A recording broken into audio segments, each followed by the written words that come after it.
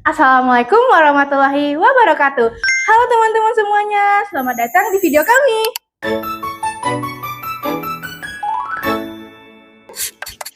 Sebelum masuk inti videonya, kita kenalan dulu yuk. Perkenalkan, nama saya Ferni Juwita dan dua rekan saya, Fadila Anam Ramadhani, Bella Setia. Kami dari TI 4P, Prodi Teknik Industri, Fakultas Teknik, Universitas Putra Indonesia YPTK Padang.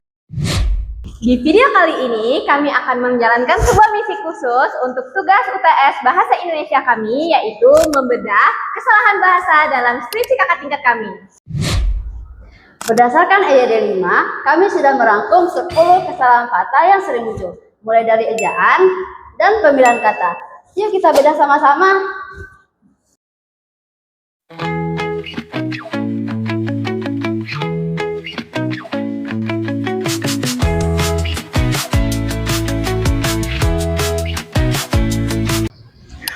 Oke, kita masuk ke babak pertama, kesalahan dalam EYD 5.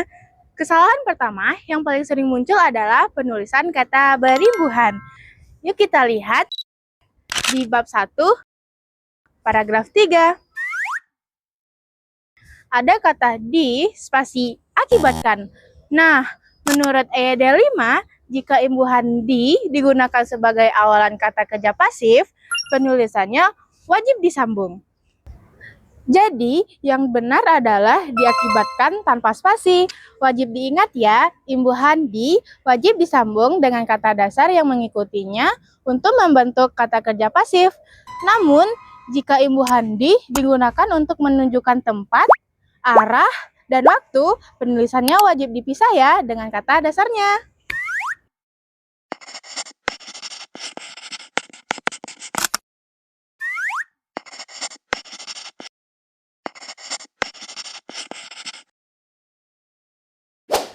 Kesalahan yang kedua kami temukan di bab 2 paragraf 1. Kami menemukan kata aktivitas. Kesalahannya terlihat sepele, namun ini sangat fatal loh. Kesalahan ejaan dapat menyebabkan pergeseran makna dari makna yang sebenarnya. Jadi, kata yang tepat adalah aktivitas dengan huruf V, bukan aktivitas dengan huruf F atau aktivitas. Harap berhati-hati ya dalam penulisan ejaan. Untuk kesalahan ketiga dan keempat masih sama-sama di halaman 12 nih. Untuk yang ketiga, kami menemukan kata resiko. Berdasarkan EYD 5 pada bab 3 tentang unsur serapan, kata yang baku itu adalah risiko. Pakai huruf I ya teman-teman. Nah, untuk kesalahan sama, pada kesalahan keempat, kami menemukan kata aset. Berdasarkan EYD 5, kata yang baku itu adalah aset. Hanya menggunakan satu huruf S ya teman-teman. Kesalahan yang kelima kami temukan di halaman ke-18. Kami menemukan frasa natural setting yang ditulis dengan huruf tegak. Hal ini kurang tepat ya. Menurut EYD 5, frasa bahasa asing harus ditulis dengan huruf miring, seperti ini. Nah, selanjutnya kita beralih pada kesalahan pemilihan kata.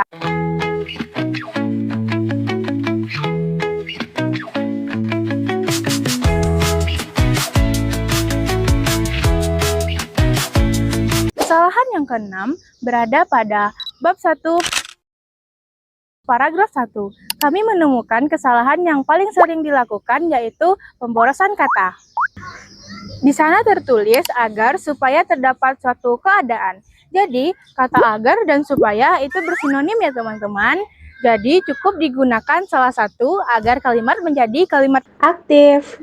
Jadi, kalimat yang benar adalah agar terdapat suatu keadaan.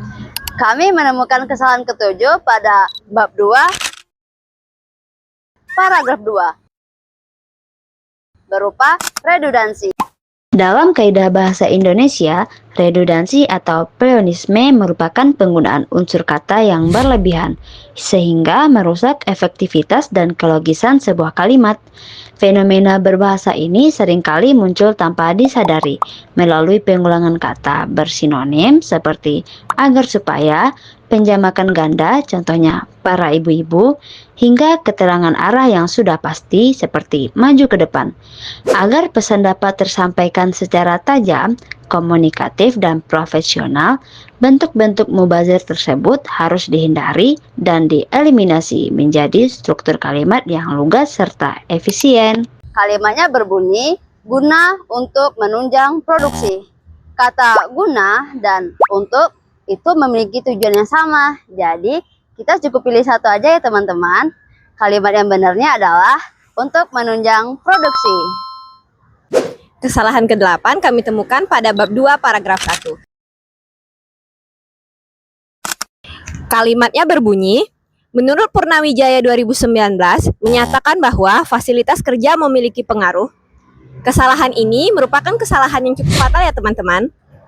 Kesalahan ini merupakan kesalahan penggunaan diksi yang menyebabkan kalimat kehilangan subjeknya. Menurut analisis kami, jika sudah menggunakan kata menurut, tidak perlu lagi menggunakan kata kerja menyatakan. Hal ini menyebabkan kalimatnya menjadi rancu, jadi cukup pilih salah satu ya. Kalimat yang benar adalah menurut Purnawijaya 2019, kemudian disebutkan pendapat beliau, atau Purnawijaya 2019 menyatakan, dan selanjutnya. Nah, setelah mencari lagi, kami menemukan kesalahan ke-9 pada bab 3 paragraf 2, yaitu sedangkan untuk tempat produksi. Ada tanda titik sebelum kata sedangkan. Hal itu tidak boleh ya teman-teman, karena kata sedangkan digunakan untuk menghubungkan dua hal di dalam satu kalimat, bukan berdiri sendiri di awal kalimat setelah tanda titik.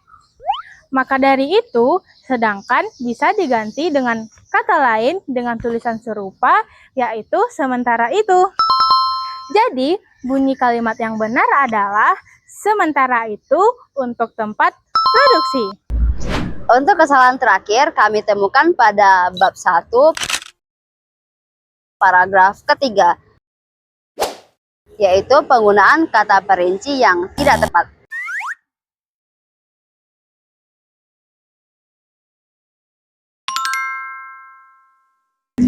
Teks aslinya berbunyi, Adapun beberapa produk yang telah diproduksi oleh usaha ini yaitu lemari pakaian, lemari anak-anak, tempat tidur, meja makan, lemari makanan, lemari hias, dan juga aksesoris plafon dari kayu. kata yaitu di sini kurang tepat karena penggunaan kata yaitu tidak dapat digunakan sebagai predikat dalam struktur kalimat tunggal yang menghubungkan antara subjek dengan rincian pelengkap. Jadi, kata yaitu bisa diganti dengan kata meliputi yang lebih tepat secara diksi ilmiah pada struktur kalimat tersebut. Info tambahan. Tahu nggak sih kalau banyak kata yang tiap hari kita pakai ternyata salah kaprah? Contohnya, kalau dalam obrolan kamu lebih sering mengetik nafas atau napas. Menurut KBBI, kata yang baku adalah napas, menggunakan huruf P, bukan nafas. Lalu, ketika beli makanan, kalian minta bon atau struk? Menurut KBBI, yang benar itu struk, pakai U ya, bukan strik atau struk, menggunakan O2. Satu lagi nih, kata aktif itu pakai huruf F.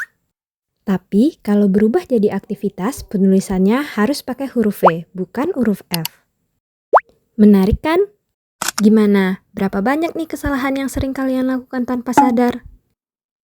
Tenang, kalau kalian ragu penggunaan EYD atau diksi yang tepat saat mengerjakan tugas atau pekerjaan, langsung aja buka situs resmi eyd.kemdikbud.go.id atau cek di aplikasi KBBI 5. Wah, ternyata banyak sekali ya hal yang harus kita perhatikan.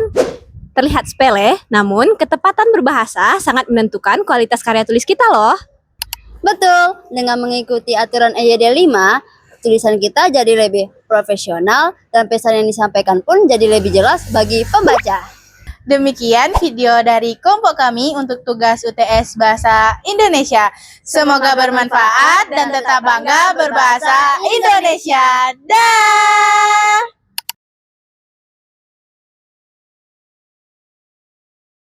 Kami temukan di bab 2 paragraf 8. Paragraf berapa? siap. Yuk kita bedah masing-masing. Dan kata. Yuk kita bedah masing-masing. Berhati-hati ya dalam penuh. Hai, saya. Sama rekan aku.